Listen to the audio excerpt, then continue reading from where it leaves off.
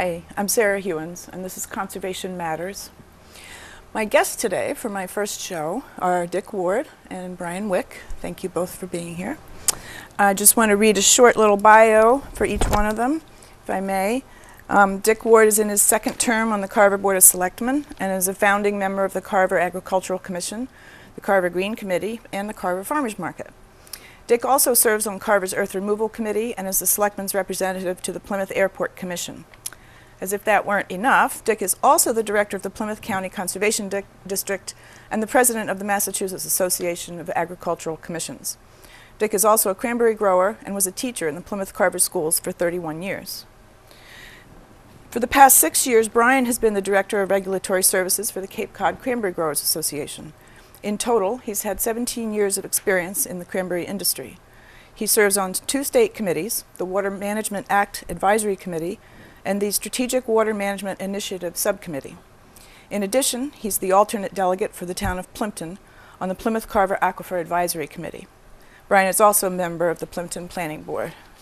Again, thank you both for being here.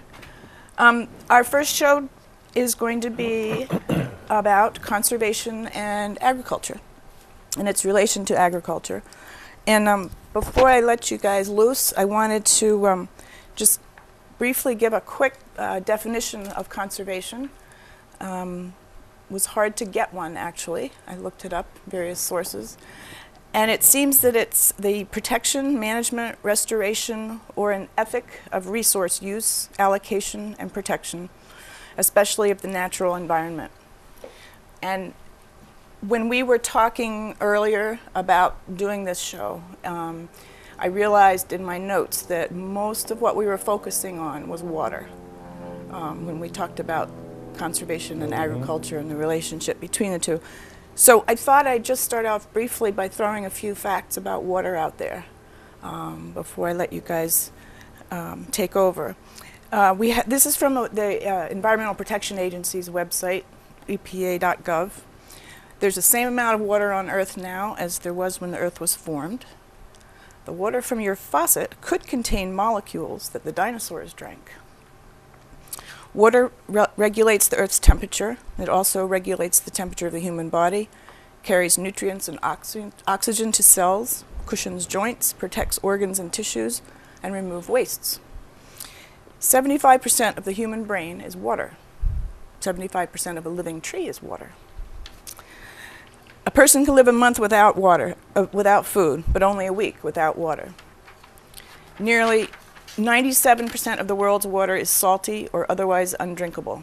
Another 2% is locked up in the ice caps and glaciers. That leaves just 1% for all of our needs: agricultural, residential, manufacturing, community, and personal needs. It's not much water. Nope. So, Dick, if you want, why don't you start us out? Can you talk us through the seasons and the relationship between conservation and agriculture? Start with Sure. However you want to start. Those facts are interesting. Yeah. Make me smile.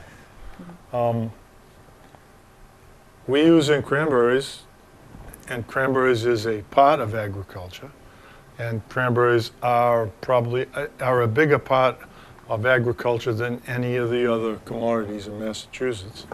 And Carver is the biggest agricultural town in the state of Massachusetts. Right. Now cranberries, the 4 seasons, kind of quickly, winter is protecting the vines. We do it with water and ice. We try to sand it, and remember sanding is just a nutrient sand is to cranberries, one of those unique plants, like sand.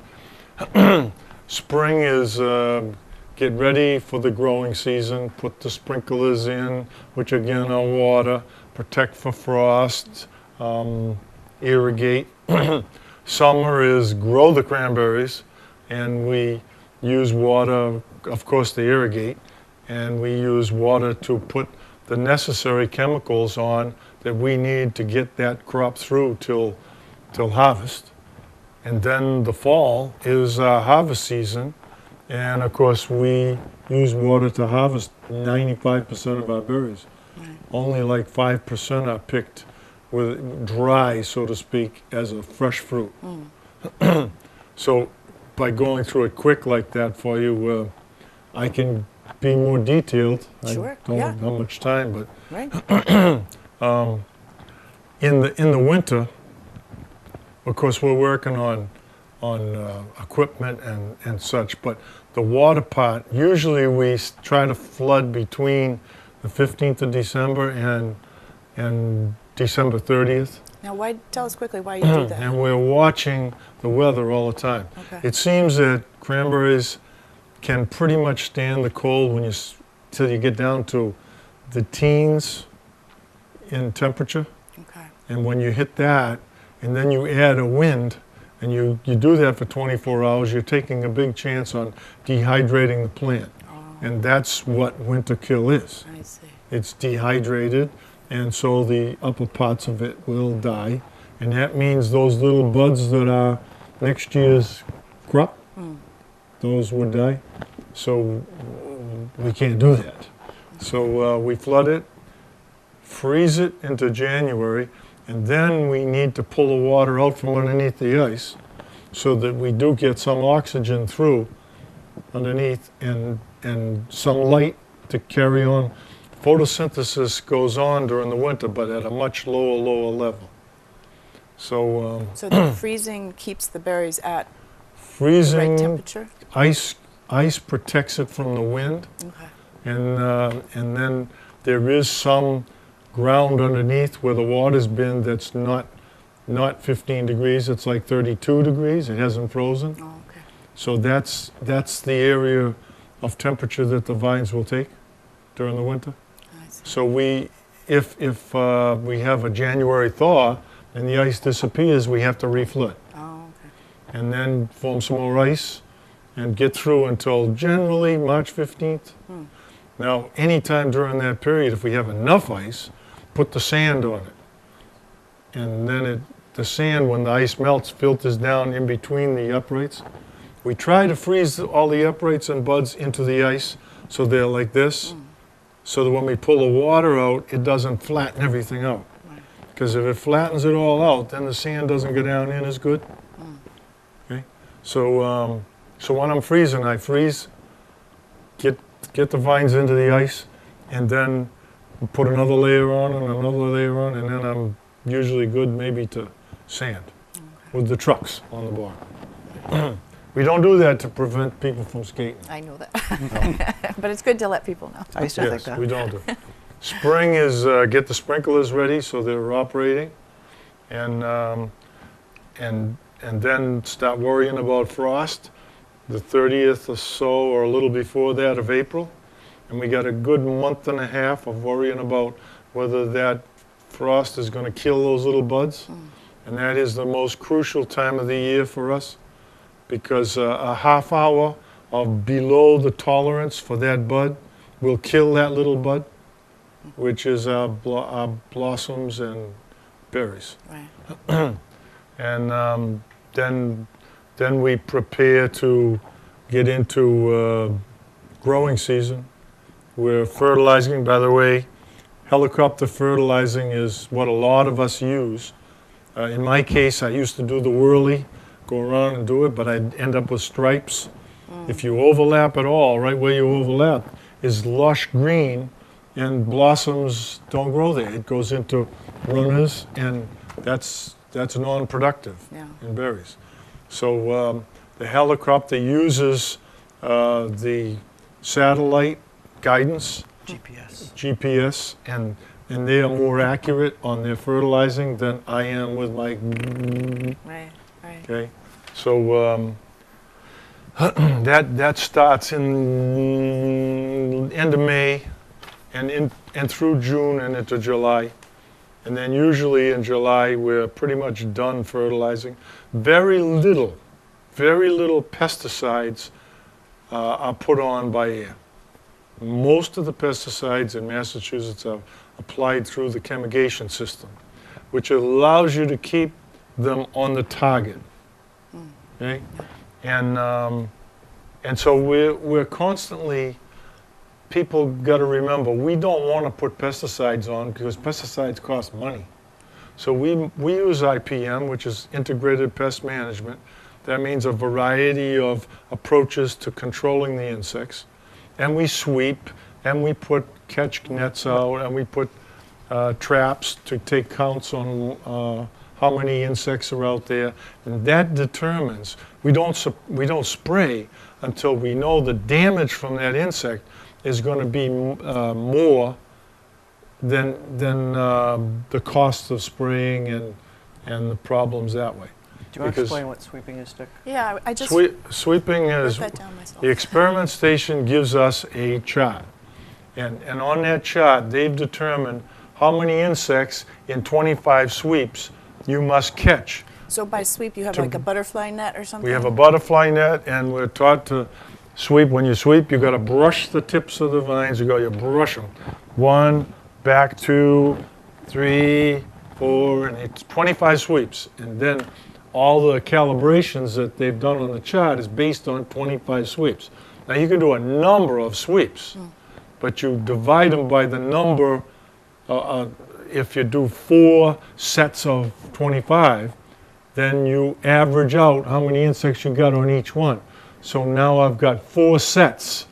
So if in a certain weevil, for example, weevil is an early insect that eats the buds, those terminal buds where the berries are going to be. So if I got 8 on one set of sweeps and none on another, and I average out to 2, that's below tolerance. I'm not going to spray. Okay. When my average comes out to, I think the chart calls for 7, but every season I check that to make sure I'm right. But if the average is above 7, then we got a real big population out on that bog.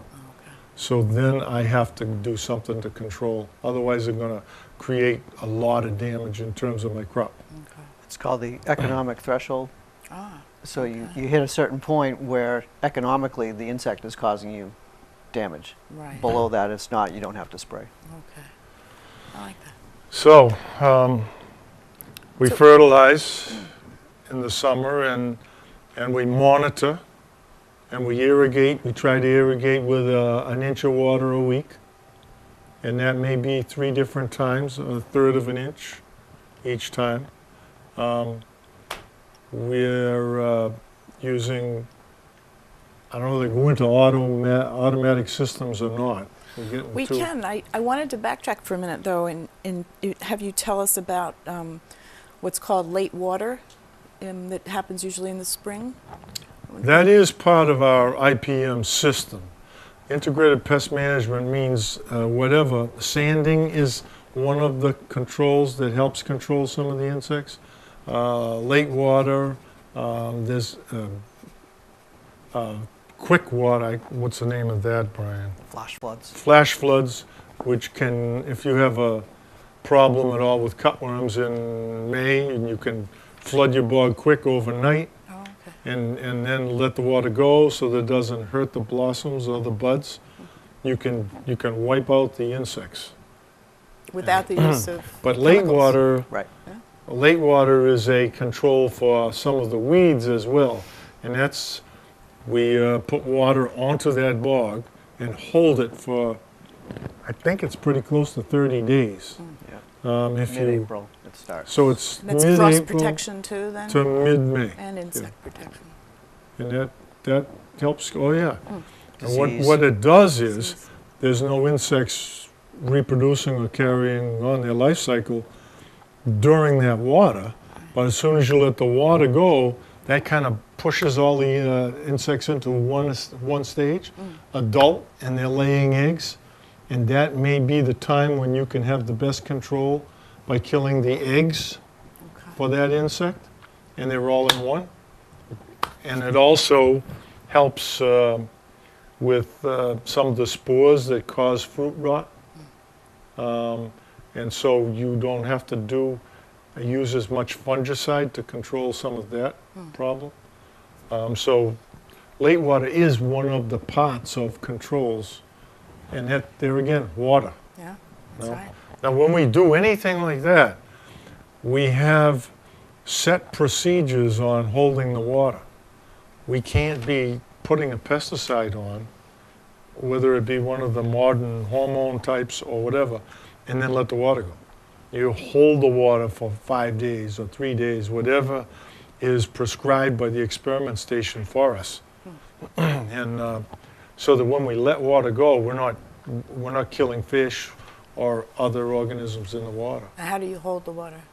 We have planks, and we put them in these they're flumes. They're water control structures in the dike which surrounds our bog, and that's where the water is released to the next body of water, which may be a wetlands, it may be a pond, or it may be another bog. And we don't want to be letting something go that's going to cause a problem down there.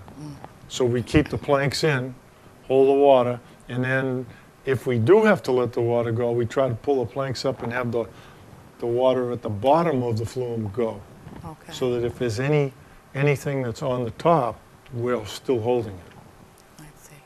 That's interesting. So, okay, want me to go on to the fall? Yeah, absolutely. Fall is pretty easy because that's harvest, and that goes on for 6 weeks. And everybody that lives in our town has seen the flooded bogs and the berries floating on the water. And the process is simple. Cranberries float. So we have a beater bar that goes around and pops the berries off the stems, and they float. And we corral them up with these boards or these styrofoam cranberry, as we call them. Pull them together, and then there's a special pump with a worm gear in it. It doesn't have impellers. And that sucks the berries in and puts them in the truck. We take them to our handler, whether it's Ocean Spray, Deacon's, Clement Pappas, different parts of town. And they take them in, wash them, freeze them. And then when they need berries for the product, they take them up. And then usually about November 10th, we all just fall apart. Because we're pooped. I understand. And so then we get going shortly after that on winter work. So there's a Come full cycle. kind of a year in kind of concise form. In a nutshell, yeah. So there's a couple of terms that I know some people would like to know the explanation for. One is a tailwater recovery pond. And what's the difference between that and a reservoir? And what do they do? Let me take that one. Sure. Okay. I pass. Okay. A reservoir or a pond is their holding source for water. Cranberries need a source of water close to their bogs. As Dick mentioned, they need the approximate inch of water per year. They need it per week. Yep. They need it for flooding in the winter and in the fall. So water is extremely important. So they have their source of water. But you can also have a supplemental source of water called a tailwater recovery pond, which is designed to recapture any water that's been used in the cranberry bog and hold it separate from your irrigation pond. Okay. So that could be water that you have your ditch water, maybe you get a rainstorm, you get excess water, you can recapture that, hold it separate. And if you're concerned during the growing season that you might have fertilizer in that water or a pesticide, it keeps it separate from your irrigation water, keeps it separate so it doesn't go downstream. So it basically has a water quality and a quantity component to it. That's really So nice. it's a practice that's becoming much more common in the industry. And so in the tailwater pond, what happens to those chemicals that might be in there ultimately? They would break down. Many of the chemicals today break down by sunlight and water. So they're held there and they're going to break apart into their chemical bonds and they basically are gone. And that's it. Yeah. Before I apply a pesticide, usually the day before I pull the planks in my tailwater recovery canal and bring the water way down and then put them back in. And then when I spray and any water that is going from my bog goes into that canal, if I'm not holding it in the bog, I'm holding it in that canal. So it doesn't have a chance to go somewhere else till it's broken down. It's a safety valve. That's good. Yeah. And the chemicals that are used today are far different than the ones that you've talked about in the past, DDT and those sort of chemicals that have half-life of 50 years or things like that. Today's chemicals, some of them have half-lives of hours. Really? Wow. Yeah, so it's completely different spectrum of chemicals and what used to be available. That's good to know. It is. And they're very specific to the insect too. You're probably going to get into that later, but Sure. No, but anytime. the Go broad right ahead. spectrum chemicals are They're pretty much gone from the gone. industry. The ones It's- that would kill everything in their path. Right. So now you have some that only affect a certain Lepidoptera, which is a caterpillar type insect. They won't harm the spiders. The beneficial spiders are in the bog. So, so they're very specific to the insect that you're targeting. They'll kill a weevil, but they won't kill a caterpillar, that sort of thing. Right. Yep. I see. And same And- with herbicides too. You know, they'll kill grasses, but they won't kill Sedges. broadleaf ones and things like that. Right. Yep. So, Brian, tell us a little bit about some of the other things we had talked about before, the bog renovation, managed bogs versus natural wetlands, and Okay. stormwater management, some of those. Okay, I'll start with topics. the different types of bogs. You basically have two types of bog. You have your wetland, natural peat-based bog, which is your traditional bogs, and then you have your modern bogs, which are built in mineral soils, the sandier soils. Because today you can't build bogs in wetlands with wetland laws, Right. and prior to the 70s, you could build in wetlands, and that's how the bogs were. And pretty cranberries much are built. a wetland plant. They are a wetland after plant. all. That's their natural Yeah. environment. Yeah. They like the peat soil. They like acidic soil, somewhere between 4 and 4.5, which most plants can't tolerate. Cranberries love that. So they would naturally grow in these wetland environments. But today, if you want to plant new bog, you need to do it in an upland soil. So you basically are replicating a wetland. So you'll dig down the soil, you'll bring in some organic material, put some sand on top, and plant your vines. So that's how it's done today. And there's been some studies done in terms of the benefits of cranberries, or what is their role in the ecosystem, especially compared to a native wetland. There was a study published just in the past year by the United States Geological Service, USGS, where they studied the Plymouth Carver Aquifer in particular. And they noted that cranberries actually have a positive recharge rate as compared to a natural wetland of, I believe it's 2 acre-feet per year. Really? So they contribute more than 2 acre-feet compared to a natural wetland does because of the way the growers manage the water and control the water. There's Interesting. less evapotranspiration. So there is some positive aspects compared to a native wetland Right. in terms of That's water use. interesting. Yeah. And all the new construction is done with lasers and everything so that they're very flat. Right. So the actual need for the water is reduced because you don't need as much depth. If you got an old peat bog that's 4 feet deep at one end and 6 inches on the other, you're using a huge amount of water. Right. Whereas the newer bogs are 6 inches of water over the whole thing. It's more uniform. So You you're can really saving- see that up at saving the. the use of water. Yeah. That's the bog renovation. That's Okay. I see. some residents Right. would see that when they're driving by. They'll see a bulldozer out in the middle of the bog, and they're scraping off the bog. Right. So they're taking off that top layer of soil, making it level to put a layer of sand on it, depending on how much sand that grower wants to have. It could be 6 inches, could be a foot. And they would put the sand on to within 6 inches of level, as Dick mentioned, then plant the vines in that. And that's much more efficient for water use, but you also get more production out of the vines. And some of these older varieties are the same varieties that were planted 100 plus years ago. When they start to lose their vigor, they're not producing as much, they may be overtaken by weeds. So you're growing more weeds than cranberries. So there might be an economic decision to scrape that off and replant.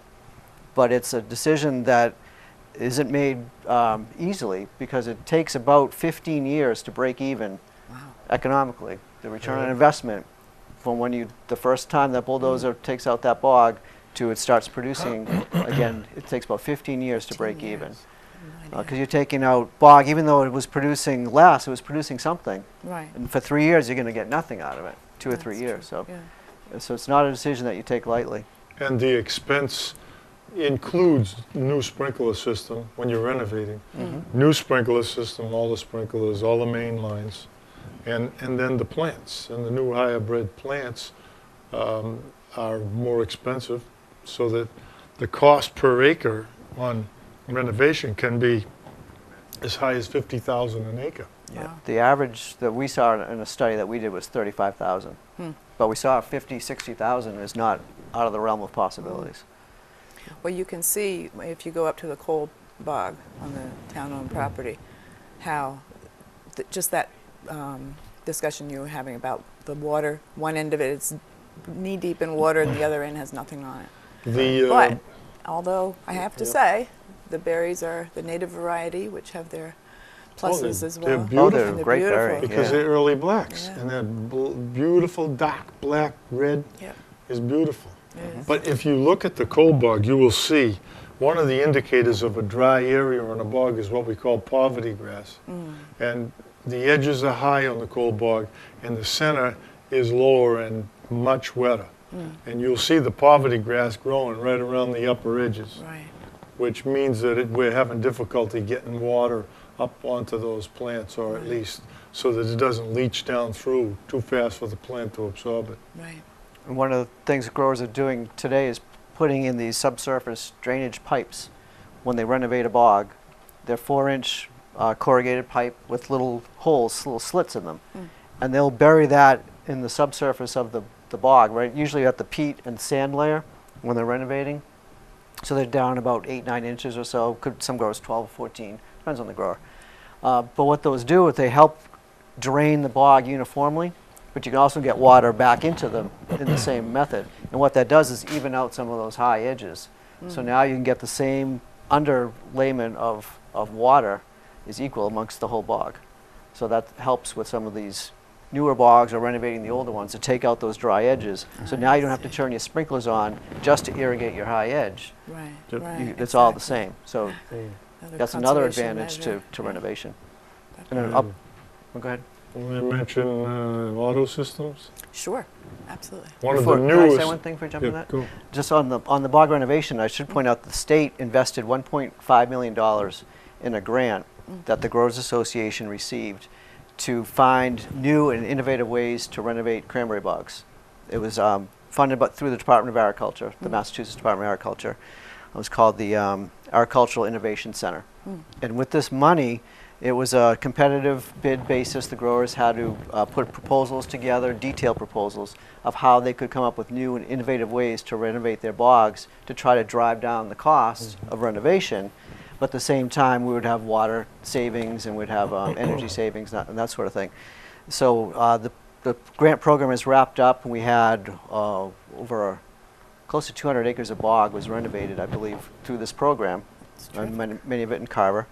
And with that $1.5 million that the state invested, the grower community in farming out the labor involved with it and the materials and all that spent $5.8 million of their cost. So the state gave a little bit, but the grower community poured in a lot more, which helped the entire economy Right. during a down Absolutely. period. So That's terrific. I just want to point out that was a Yeah. very important part of trying to get the industry to move forward and having the state step in and help us out with new ways of doing Conservation things. measures. yeah. Right.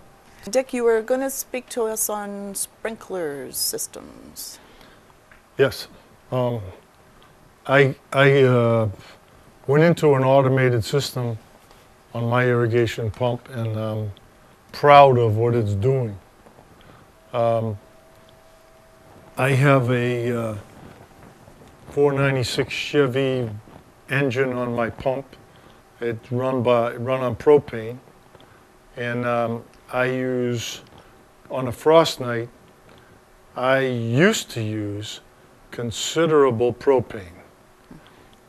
We put an auto system on my pump, which is a computer, and that computer tells the pump when to go on and off, both as a timer or in terms of temperature, or in case something's wrong with the pump. It'll shut it off. So what that auto system does on a night in the spring when it's cold, that auto system has a sensor out on the bog, and when the temperature goes down to 32, and the sprinkler system, the auto system computer starts the pump up, revs it up for 2 minutes, or lets it warm up, then revs it up to the temperature, to the pressure that gets where my sprinklers cover the bog with water to prevent any more cold affecting the buds.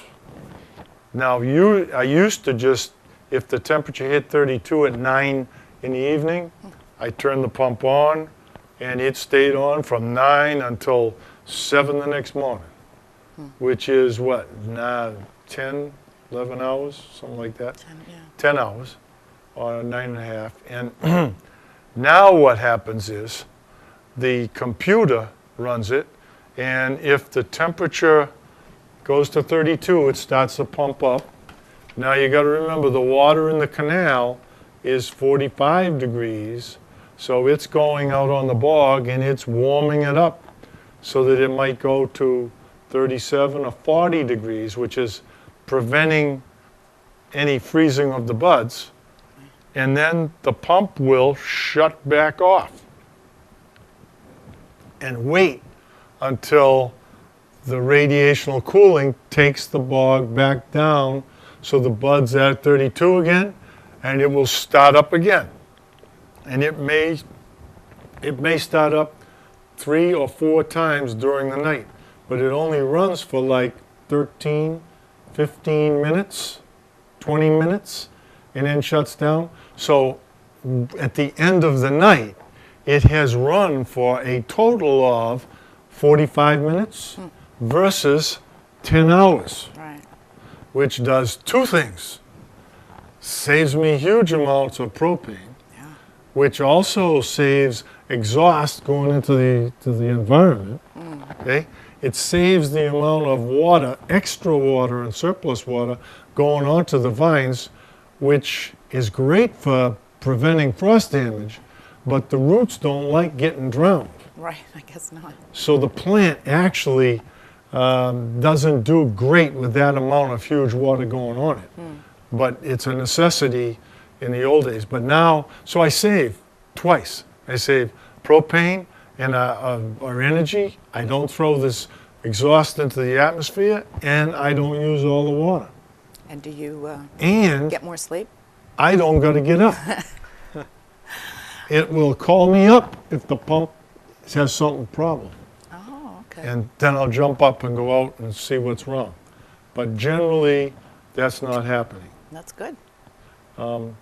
So, you know, and as auto systems, Brian maybe knows more about this. How many people now would you estimate in our industry are using auto systems? That's a good question. I'm just going to throw out 40%. You think it might be higher than that now? And this has only been over the last 3 years. Yeah.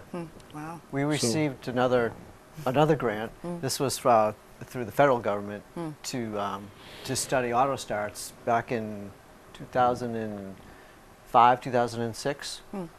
And that was part of the impetus. We had 10 growers participated who had never used auto starts before. We weren't sure how they're going to work.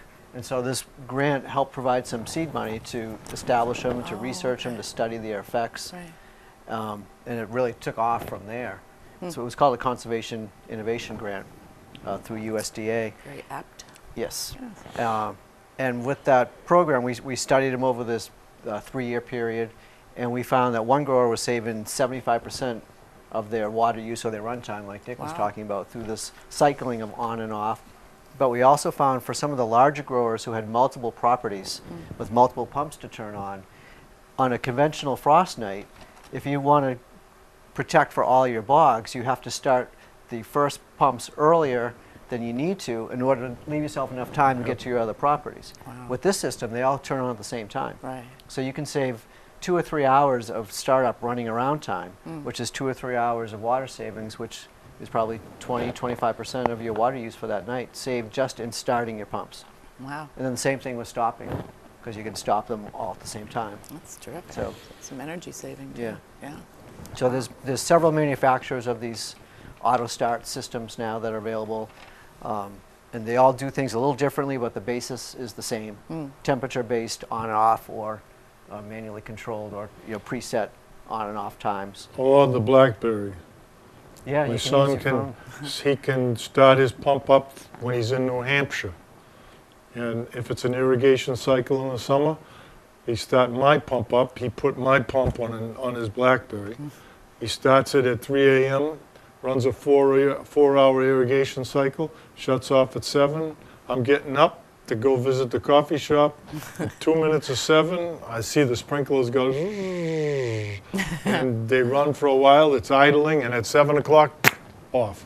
That's terrific. Yeah, they run on the internet or through radio signal. I see. So you can get them with your laptop, any computer that you could have access to. You could find out what's going on in your bog, what the temperature is, whether your pumps are running or not. It's amazing. All what the you can do. factors, oil pressure, water pressure, everything on the pump tells them right on the BlackBerry or his computer. Wow. Yep. Um, Yeah, they're great innovation. The other thing is pop-up sprinklers. That's relatively new for a lot of growers. And they're just a big version of what people use on their lawns. And they're preventing things being stolen because you can't find them. Right. If you go out on the bog looking for a sprinkler, you can't find them. Because some people are So stealing the They're sprinklers. for stealing scrap sprinkler heads, yeah. for the And middle. then the way they've set them up, would you like me to do a diagram Yes, please. on Coach Belichick from Patriots? I use X's, okay? What's happened in the past, these are sprinklers, folks. There's a line, and these sprinklers are 60 feet apart in the old system. And then the lines, there's sprinklers in between on the next line, and those sprinklers are 50 feet from here to here, and 60 feet from here to here. The newer systems, now there was an efficiency, they called it the coefficient of uniformity. In other words, the uniformity on that hole was roughly 60%. It wasn't as uniform as we'd like. The newer systems are same lines, only the sprinklers are closer together. They're like 50 feet, and then the lines are closer also, in some cases 40 feet, and again they're in between, okay? And these are the pop-ups in most cases, and the coefficient of uniformity, because there was a lot more overlap on each sprinkler, and this one would overlap here. This was 85% to 90. Now what did that do? It allowed me, in the case of, I have a range on a certain chemical for fungicide. And they said, well, you can use 3 to 5 pints to the acre. Well, what I found was I can do 3 pints to the acre because of the efficiency that's going on with the water here and reduce the amount of chemical. And why wouldn't I want to do that? Absolutely. Because 5 pints is a hell of a lot expensive compared to 3. Absolutely. So people got to understand, we as growers, we don't want to use any more chemical than we have to. Yeah. Because it's costing us. Sure. If for no other reason. So this efficiency is also saving us in that respect. Yeah. Not very good. I was doing it No. upside down. No, I think it's fine. Works. It's very clear. Yeah. So, are there any other techniques that the cranberry industry employs that you would think of as conservation techniques? You had mentioned flood storage and protecting the water table. Yeah, Just there's explain that a bypass little. canals. Oh, bypass canals. Want to yeah. go to Tell bypass? us what those are. Let's go to Yes. bypass. Okay. And in the old traditional bogs that were built in wetlands, you typically had a stream running through them, and then the bog was on either side of that. And that was because they didn't have any irrigation systems, they didn't have pumps. So they needed to flood the bog for a frost control. They would just dam off the outlet of the stream, and the bog would flood.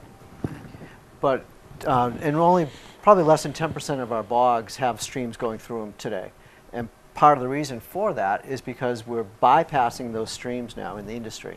So what the grower will do is dig a trench along the outside of their bog and reroute that stream. So now it's not running through their bog, it's going on the outside.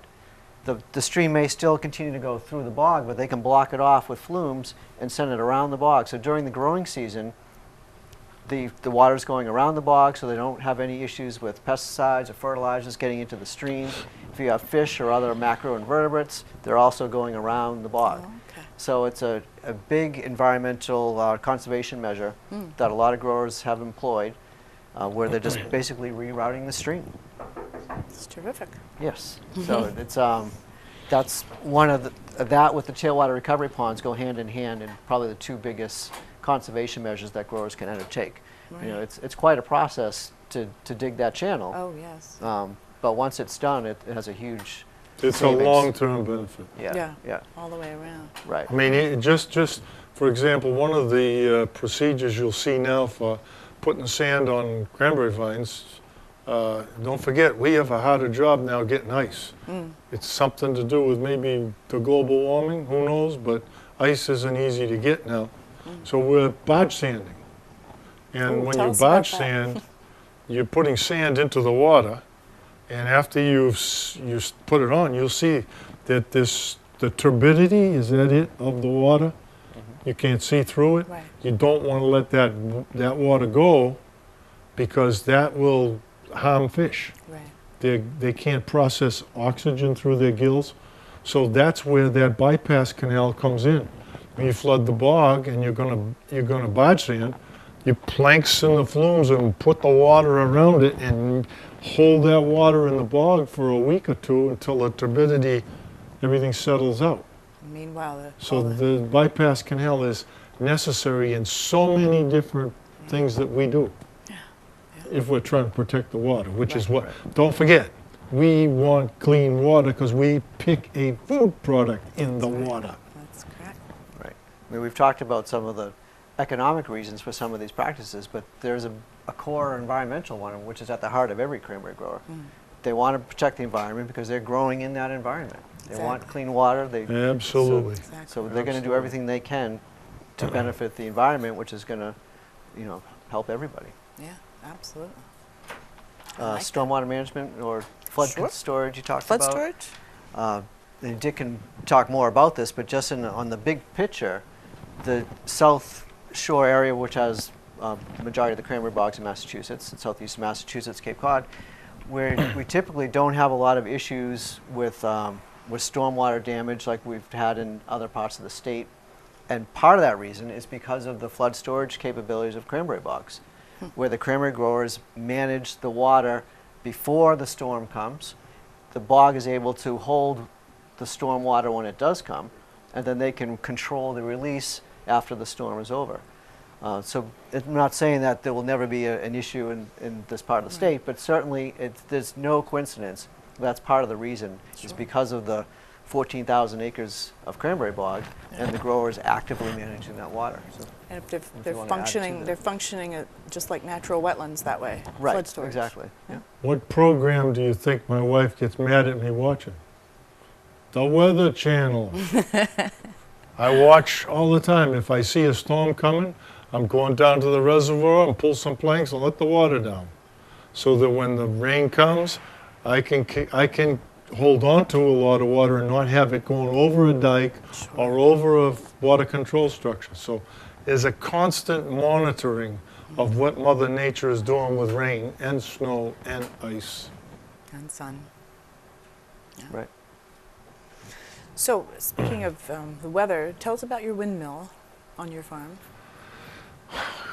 I got the brainstorm. I have one piece of bog that is the highest piece of bog. All my bogs go terraced down. So I put the water from one to the other, to the other, to the other, to the bypass canal, back to the reservoir. So the top piece of bog, I have one edge on that 2.5 acres that dries out. And that ditch was on the low end of the hill, kind of. So I said, gee, how can I constantly be putting a little water in that so that we can get it into the root system on that whole edge? So then I saw an ad for a windmill, the real old-fashioned kind that you see in the Midwest. that pump water slow. There's a transmission up there, and it's just reciprocal rod, and it's like the old pitcher pumps you used to pump, only it's like a 4-inch. And that's what this does, it pumps. So I put a 3-inch pipe up to that ditch, and so in the summertime, this good old windmill from the Midwest, that if you drove out there, you saw them in pastures. They pumped water into tanks so the cattle had something to drink. Well, that's what my pump does. It pumps water to that upper bog ditch. And I noticed, after I'd been doing it that first year, I noticed when I walked out on the bog, I used to be able to see through the foliage and see the dirt. Right. But as I walked out into the bog, you couldn't see it because the foliage thickened up. So all along that edge, I noticed that the foliage filled in a little, and now I can't see the dirt. So a real objective way to do it, but I mean, as you look at it, you can visually see an improvement as a result of that little old windmill. Yeah, it's getting more water. So that's the story of that. And that comes into the bog from underground? Or how does No, that it get pumps there? right out of the reservoir, Into the bog. right into the bog. Okay. Up a 3-inch water line that I buried and dumps into that ditch. Gotcha. Gotcha. It pumps water about 400 feet. It's right next to the reservoir, Right. and the intake is into the reservoir. So that's what it's 32 feet high, and every year I have to get up and change the oil in the transmission, Oh, goodness. and I don't like that. I would I like it wouldn't even either. less. This also grows looking at wind turbines and solar panels as alternative income streams. You know, they could be running their farm with them.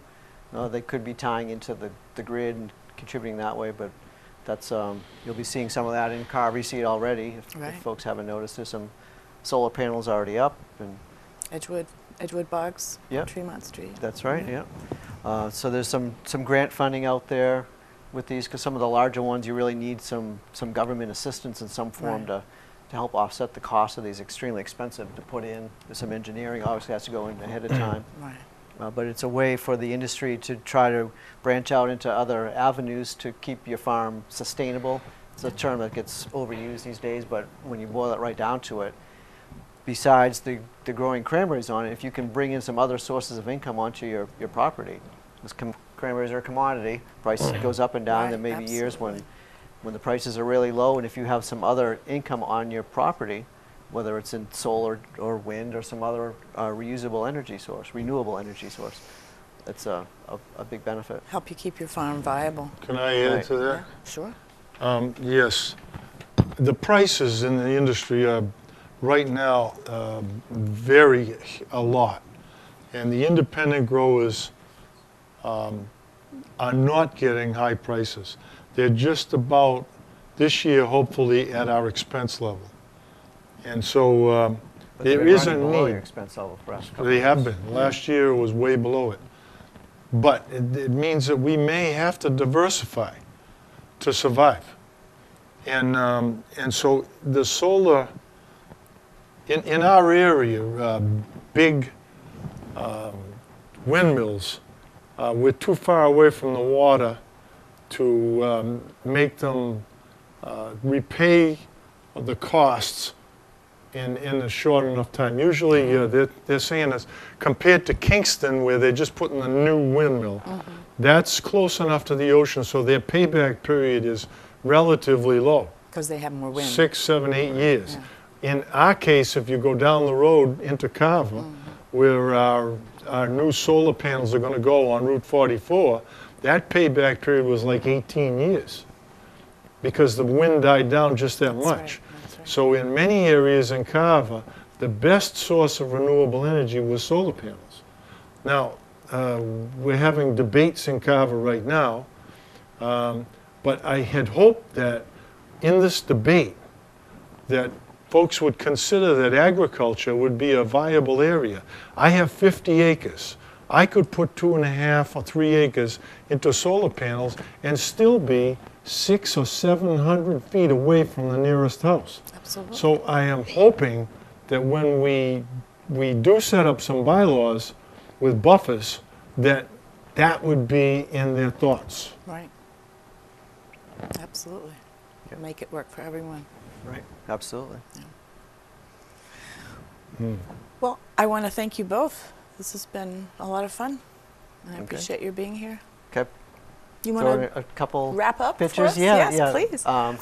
Just if people have further questions about cranberries or issues with cranberry bogs, you've got two sources right in town that they can go to. You have your Carver Agricultural Commission. Carver Agricultural Commission meets every third Monday, Monday evening at 7 o'clock. We love visitors At the town hall. at the town hall. Yep. And the Cape Cod Cranberry Growers Association is located in Carver. And we're a resource as well if folks have issues with the cranberry property or questions about what might be going on there, you can reach out to us and we can see if we can help figure out what's going on.